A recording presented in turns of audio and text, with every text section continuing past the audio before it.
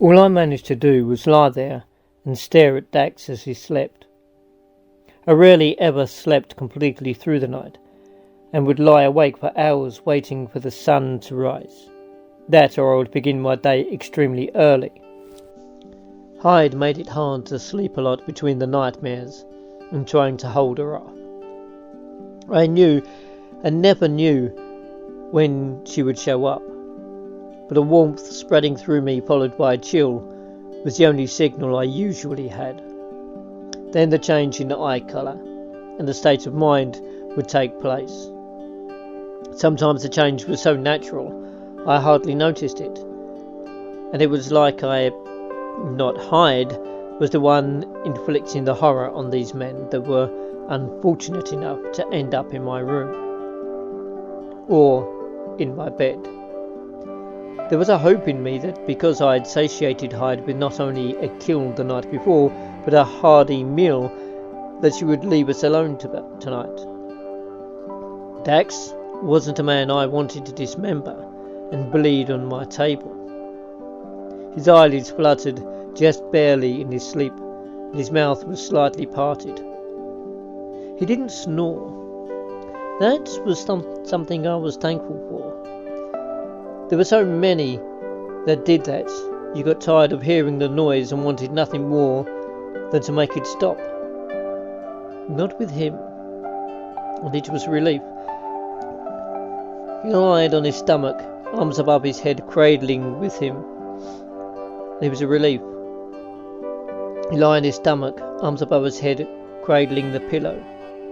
I wasn't sure what time we had gotten back to my place and how long I'd been asleep, but I actually felt rested.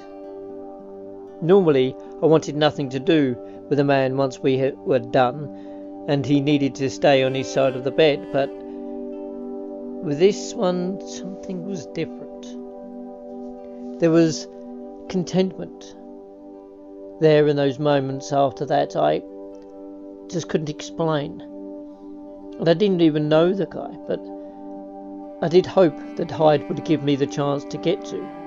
A connection had been made in those late night hours, intertwined with each other. I wasn't sure that was what that was all about, but it was something I wanted to explore further.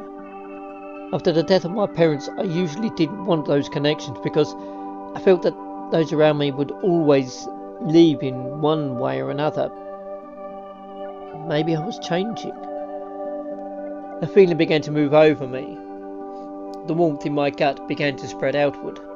As much as I tried to hold it in place, the more it resisted, and fear began to climb up my throat.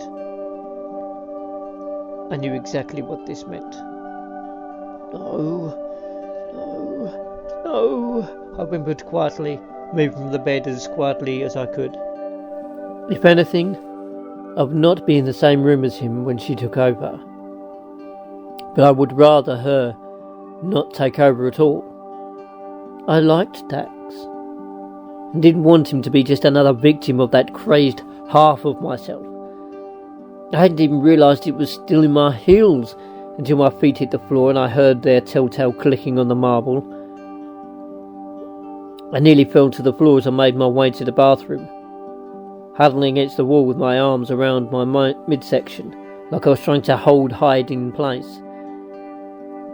I knew it wouldn't work. Never did. But tonight, I needed it to. I did not want this man's heart in my freezer. The heat spread through my entire body until I felt like I swam in a warm ocean. And then the chill came, right when it racked my body, leaving goosebumps behind. A man spoke. "Blythe, are you okay?" I felt her get up. Dax stood frozen in front of me, boxers pulled up to his hips, and eyes full of concern. He didn't need to be here. I needed him to leave before it was too late. I had only come out 2 nights in a row on rare occasions, none of which I was ever prepared for. Just like now. I put my hands over my ears, hoping that Hyde wouldn't have heard the words. I knew better than that, and within seconds it was too late to stop it. I felt calm run through my body until the chill disappeared. But now the homicidal urge reared its ugly head. Well, it wasn't so much an urge. It was more of a compulsion. A well thought out and rash compulsion to kill. I was there, but had no control over what I said or did. Once I stopped shaking, Hyde would come out to play. My legs flexed, carrying me to a standing position. My head still hung low, and all I saw was a mess of red hair, my feet, and the floor. The neat network of white veins within the marble reminded me of the veins flowing with fresh blood beneath the skin of my last kill. Dax's hand ended up on my shoulder, and I bent down, and to spy my face through the mass of red. I looked up at him, and only spotted him in a small sliver of flesh. Only one of his blue eyes squinted in worry.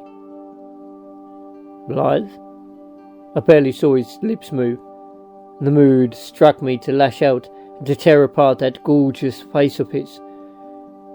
Without realizing it was happening, my arm reached out, my fist made contact with his face, striking just below his left eye and sent him sprawling to the floor with a grunt. "What the hell?"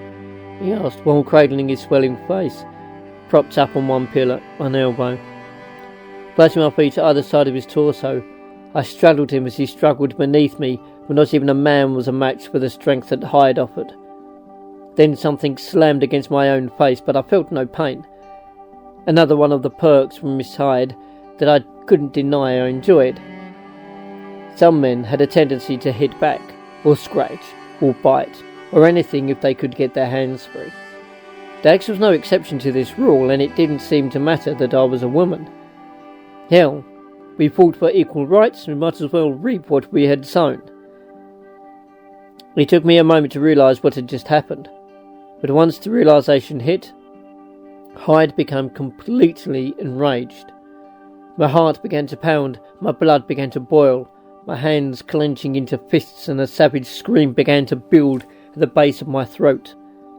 Hyde was about to lose it, and the room would possibly be of no use to us tonight. A thunderous cry ripped through the air, tumbling forth from my throat and mouth. It didn't sound like me. It sounded like a monster. It was raw. It was ferocious. And it was hungry. Within an instant, my hands were around his throat and squeezing almost to the point of cracking his windpipe. I felt Hyde's need to use the room to exact even more devious punishments, and she would need him unconscious for that to happen. His hands gripped mine, trying to pry my fingers from around his neck. It was a wasted effort. I had a feeling that even he knew that. There was no stopping Hyde, no matter how much you fought against her, and I had learned that the hard way multiple times. Why did I try? In the faith that something would change? Skin painlessly tore on my hands as Dax struggled to unwrap them from his throat. I held strong and pressed the carotid artery, feeding blood to his brain. All we needed was for him to black out, so we could move him to the other room and strap him down to the table where he would meet his end. Then his muscles began to relax, and I knew Hyde had almost had him. When his eyes rolled back, his entire body relaxed, arms dropping to the floor with a slap, and head lolling to the side. Now I could let go. I loosened my grip on him and let my arms fall to my sides. If it weren't for Hyde, I would have been spent with the effort. Thank God for small miracles, even if they were homicidal ones. My head tilted as Hyde took the man beneath, and then a sinister thought crossed our shared mind. Not only did she want to remove his luscious lips, but she wanted to keep them for herself. Inside, I shuddered at the thought. But it was all up to her now. And what Hyde wanted, she got.